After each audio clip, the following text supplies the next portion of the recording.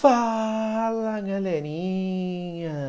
Turma dos militares de aprofundamento. Como é que vocês foram na semana?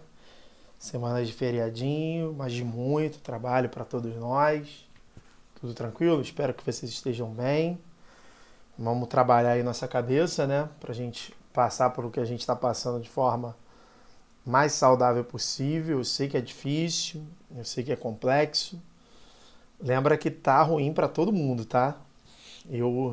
Para você ter ideia aqui, ó, se você olhar para o meu reloginho, vou abrir aqui o Word para vocês verem, ó, 1h29 da manhã. Eu não tenho conseguido dormir antes das 5 horas. Então, meu nível de... Eu não sou normalmente uma pessoa ansiosa, eu sou uma pessoa nervosa, sim, por conta do estresse do dia a dia, mas eu nunca tive essa ansiedade toda, a não ser em decisão de campeonato, que eu não consigo dormir no dia anterior, ou quando algo importante vai acontecer, como uma viagem, por exemplo, mas é uma situação bem diferente, porque essa é uma situação ruim, né? As outras situações que eu citei são situações boas.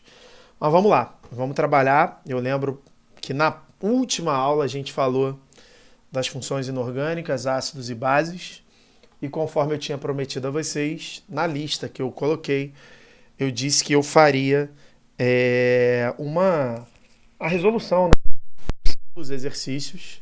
Espera aí que o fone aqui deu problema, foi agora.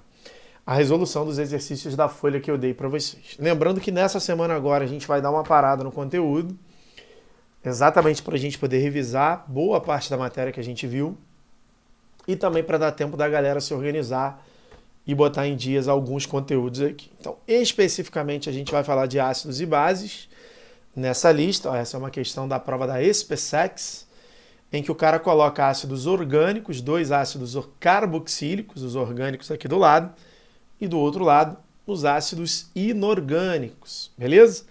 Com relação aos ácidos orgânicos, que o pessoal dos militares já viram, o pessoal do pré-veste, do aprofundamento ainda não, mas os militares já viram, esse é um ácido que tem 2 carbonos, chamado de ácido etanóico.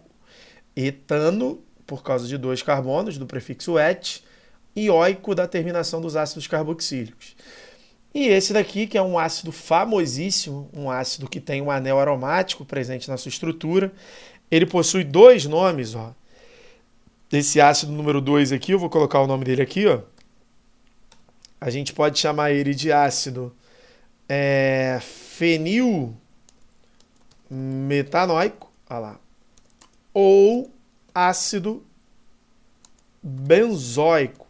Esse é um ácido muito famoso, chamei a atenção do pessoal para poder resolver esse tipo de problema. E os outros 2 ácidos, galera, eu lembro que eu ensinei a vocês a calcular o número de oxidação desses caras, ó.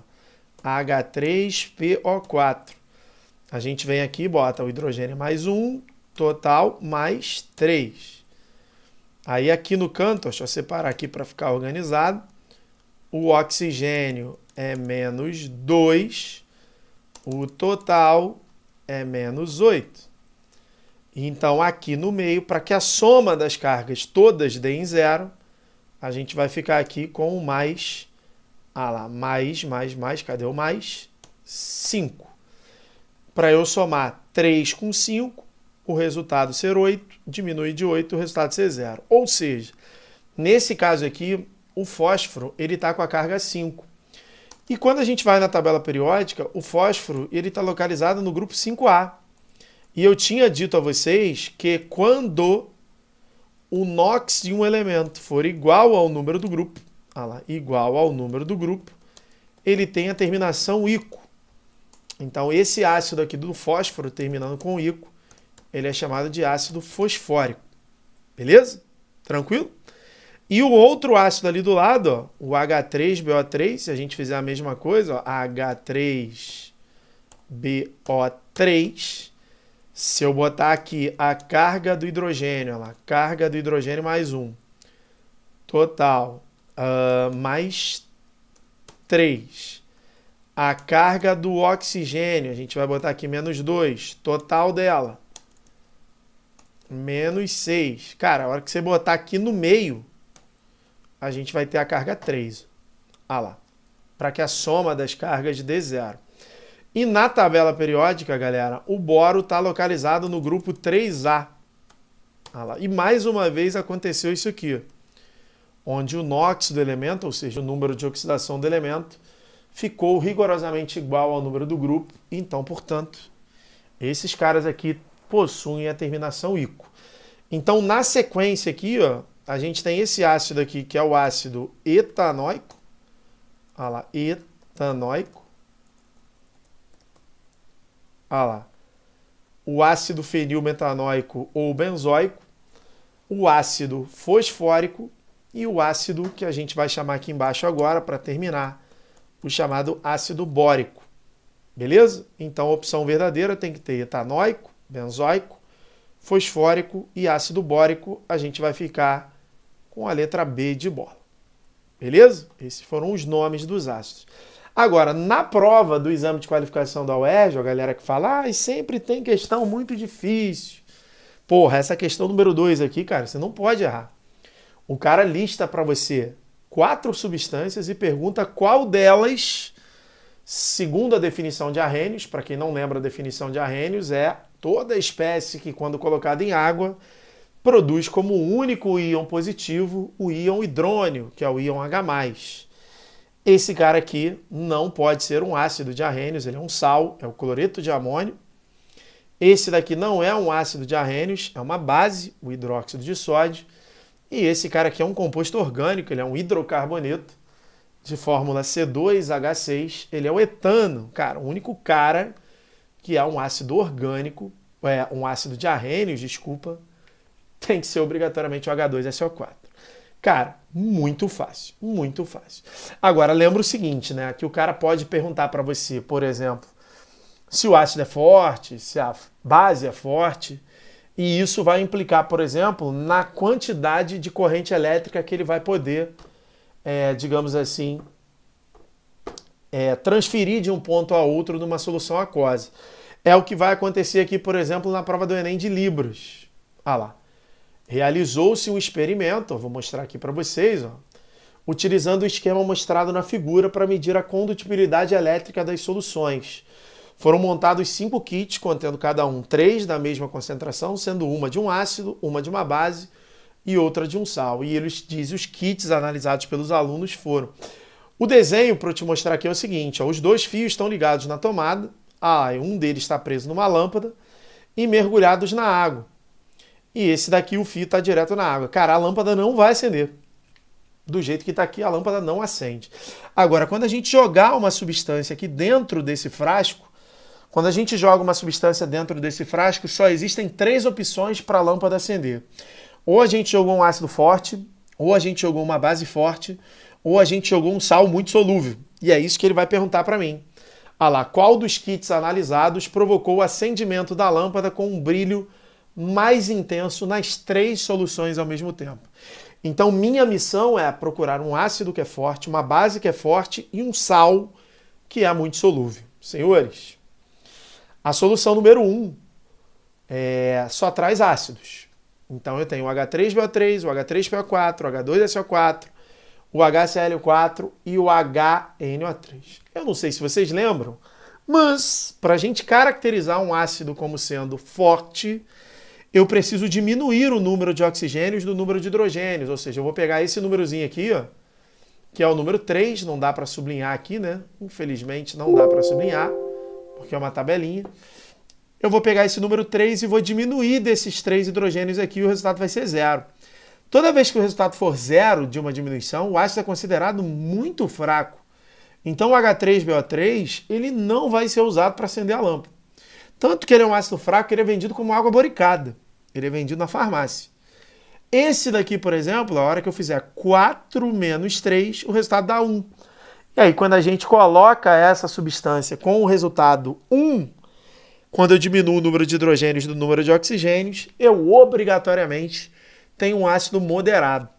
Então, o item número 1 e o item número 2 trazem um ácido fraco do item número 1, do kit 1, e um ácido moderado no item 2, e esses caras não serão capazes de acender a lâmpada de forma muito intensa. No caso desse maluco aqui, ó, o H2SO4 ele é um ácido forte, olha lá, 4 oxigênios menos 2 hidrogênios, o ácido é forte.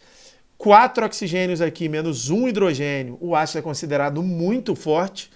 E o HNO3, 3 oxigênios menos 1 hidrogênio, o ácido é considerado forte. Então, por conta da solução 1, ainda estão valendo os kits 3, 4 e 5, porque são ácidos fortes. Aí eu venho para a base, né? Essa base aqui, ó, o NH3H2O, eu não sei se eu consigo escrever aqui dentro. Será que eu consigo a proeza? Consigo. É a mesma coisa que a gente escrever assim, ó, hidróxido de amônio. Então esse cara aqui, galera, o que está ali em cima, o NH3H2O, é a mesma coisa que NH4OH. Ele é uma base fraca. Sabe por que ele é uma base fraca? Porque as bases fracas... É melhor explicar as fortes, né? As fortes, por exemplo, são do grupo 1 e 2. No caso, por exemplo, essa daqui, ó, do cloreto de... do cloreto não. Do hidróxido de sódio. O hidróxido de sódio, ele é uma base forte. Porque o sódio... Deixa eu botar aqui, né? Igual eu fiz com o outro ali, ó. O sódio, ele é do grupo 1A. E quando o cara é do grupo 1A, ele é considerada uma base forte. Então, o cara sendo do grupo 1, ele é considerado uma base forte.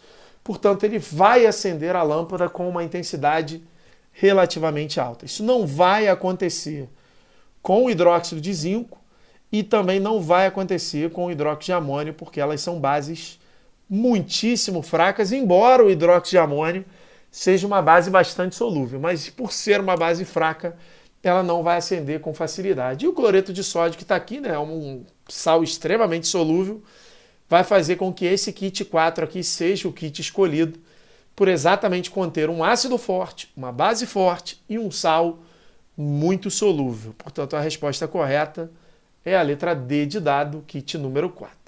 Beleza? Essa questão aqui, por exemplo, do Enem é uma questão muito batida, né?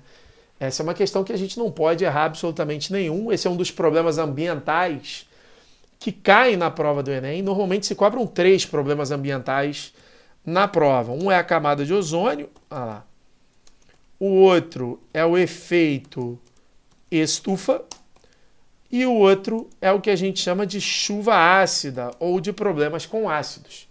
E esse exercício está falando especificamente da chuva ácida. É importante a gente saber quem são os ácidos que formam, né, a chuva ácida. O H2SO4 é um deles, que é o ácido sulfúrico. O irmãozinho dele, que é o H2, vou botar aqui direitinho, ó, o H2SO3. Esse cara aqui, ó, o HNO3. O HNO2 e esse último aqui, o H2CO3. Agora, os malucos que contribuem significativamente para o efeito da chuva ácida são esses dois aqui, o ácido nítrico e o ácido sulfúrico. O nítrico, o HNO3, o sulfúrico, o H2SO4. Portanto, como aqui houve a formação do H2SO4, a gente está falando obrigatoriamente da formação da chuva ácida, beleza? E esse cara aqui é um ácido extremamente forte, extremamente perigoso. Então essa questão número 4 aqui era uma questão que não dava trabalho algum para vocês. Ó, uma outra questão do Enem, o cara diz que grandes quantidades de enxofre são lançadas na atmosfera diariamente na forma de dióxido de enxofre, o SO2, como decorrência de atividades industriais e de queimas de combustíveis fósseis. Mais uma vez, olha como é que o Enem cobra isso com extrema tranquilidade. SO2, SO2. Olha o que acontece com o SO2. O SO2, ele se mistura com o oxigênio do ar e ao se misturar com o oxigênio do ar, ele forma o SO3. O SO3, quando se mistura com a molécula de água do ambiente, que pode estar na chuva ou o próprio vapor de água, mas normalmente é a chuva, forma o H2SO4. E aí o H2SO4, galera, mais uma vez a gente está falando de chuva ácida. E quando a gente fala de precipitação, a precipitação ela pode ser entendida de duas maneiras.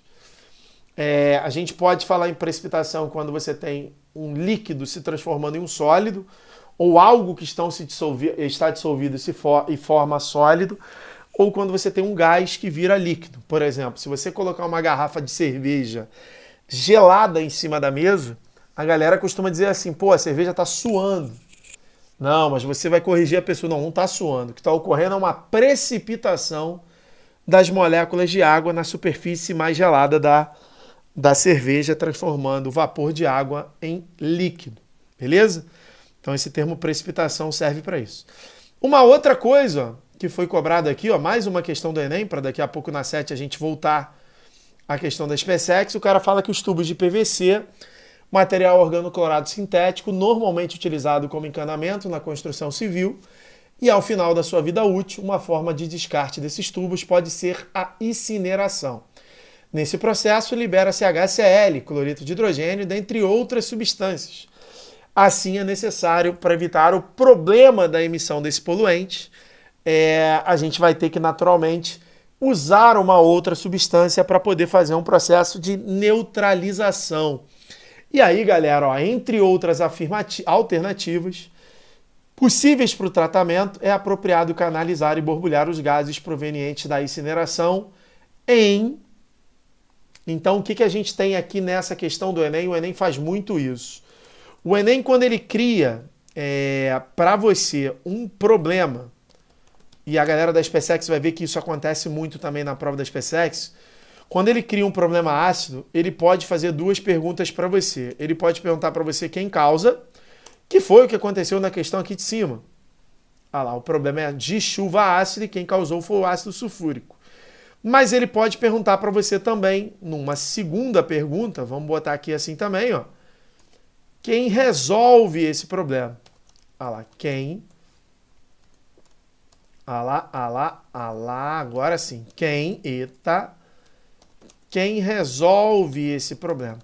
Senhores, se ele me perguntar quem resolve esse problema, que foi o que ele fez aqui, eu preciso achar uma base. E aí quando você olha, por exemplo, nas estruturas, água dura. O que é uma água dura? Muita gente pensa assim, porra, água dura é gelo, Légora? Não. Água dura, galera, é uma água com grande concentração de sais. Água do mar, por exemplo, é uma água dura. A água mais dura que a gente tem na natureza é a água do mar morto, ou água em subsolo, que são as águas salobras. Que é a mesma coisa daqui, ó. A água salobra, ela tem um pouquinho menos de sal. A água destilada não tem nada, é água pura, e a desmineralizada não tem íon. Agora, galera, a água de cal é hidróxido de cálcio. O hidróxido de cálcio ele é formado por uma reação química muito famosa. Essa substância aqui, ó, o CaO é a cal. Quando a gente mistura ele com a água, a gente vai estudar isso ainda, a gente forma o CaOH2, o hidróxido de cálcio. Então, o hidróxido de cálcio é a base que vai resolver o meu problema quando esse cara aqui estiver sendo incinerado. A água de cal é a resposta da questão número 6 do Enem. Olha aí, galera da SpaceX, ó. Galera da SpaceX aqui, o cara cobrando nomenclatura. Uma questão fácil, mas a gente vai falar especificamente dessas duas substâncias aqui, ó, porque dessas duas substâncias aqui a gente já tratou. Inclusive, ó, se vocês estão acompanhando a resolução do Enem, as duas já foram faladas no Enem, em provas do Enem. Por isso que as turmas são misturadas. O conteúdo que serve para quem vai fazer a prova do Enem da UERJ serve também para a prova da SpaceX. O ácido nítrico é o HNO3. Olha lá, que foi falado lá em cima, nas primeiras questões. E o hidróxido de amônio foi falado naquela questão do potinho. Olha lá, que é o NH4OH. Então eu tenho o ácido nítrico e hidróxido de amônio. A resposta tem que ter esses dois caras aqui, ó. E aí, para você ter ideia, ó, a letra A já tem, ó lá, HNO3 e NH4OH. A letra B, esse cara tá errado, esse cara tá errado, esse cara tá errado, esse cara tá errado. Ou seja, senhores e senhoritas, só sabendo isso daqui, você já conseguia responder a questão da SpaceX. Alô, galera da SpaceX, vocês precisam estudar, beleza? Tranquilo? Ó, chegamos na questão número 8, que é a metade da folha. Eu vou dividir um vídeo em duas metades para ele não ficar muito longo, mas eu vou fazer a questão número 8, que a questão número 8 fala exatamente do que a gente vem falando agora. Ah lá, o processo de industrialização ele tem gerado sérios problemas de ordem ambiental, econômica e social, entre os quais se pode citar a chuva ácida. Os ácidos usualmente presentes em maiores proporções na água da chuva são H2CO3, formado pela reação do CO2 atmosférico com a água, HNO3, HNO2, H2SO4 e H2SO3, esses quatro últimos são formados principalmente a partir da reação da água com os óxidos de nitrogênio e enxofre gerados pela queima de combustíveis fósseis. Eu não sei se você está ligado, mas eu já tinha listado isso aqui em cima. Olha lá. Nessa questão aqui, ó. Eu já tinha listado esses ácidos aqui como os principais responsáveis pela chuva ácida. Quer dizer, os principais responsáveis não, por todos os ácidos formados na chuva ácida. Agora, dois deles especificamente são ácidos que se responsabilizam ou caracterizam a chuva ácida de uma forma mais aguda, que são exatamente os ácidos mais fortes. Você lembra que para eu determinar se um ácido que tem oxigênio é forte, moderado ou fraco, eu preciso diminuir o número de oxigênios do número de hidrogênios. Por exemplo, nesse aqui, ó, 4 menos 2, 2. O ácido é forte. 3 menos 1, 2 também. O ácido é considerado também forte. Então eu tenho dois ácidos fortes e esses dois fortes são H2SO4 e o HNO3, que são exatamente os ácidos que ele pergunta lá, que são os ácidos que conferem à chuva maior acidez. Então eu tenho H2SO4 e HNO3 como as opções verdadeiras. Tranquilidade? Então a letra D é a opção verdadeira da questão. Então vou dar uma parada aqui, ó. Daqui a pouco a gente volta para resolver o restante da lista. Lembrando que daqui a pouco eu vou colocar uma lista de revisão de toda a matéria dada até agora de forma online, termoquímica, orgânica, mais o que? Eu não lembro agora. Ácidos e bases que a gente falou, radioatividade, pilha e eletrólise, que são os assuntos que a gente viu agora nesse mês de abril. E lá no mês de março, quando a gente teve as aulas presenciais. Tranquilidade? Beleza? Até daqui a pouco. Um beijo para todos.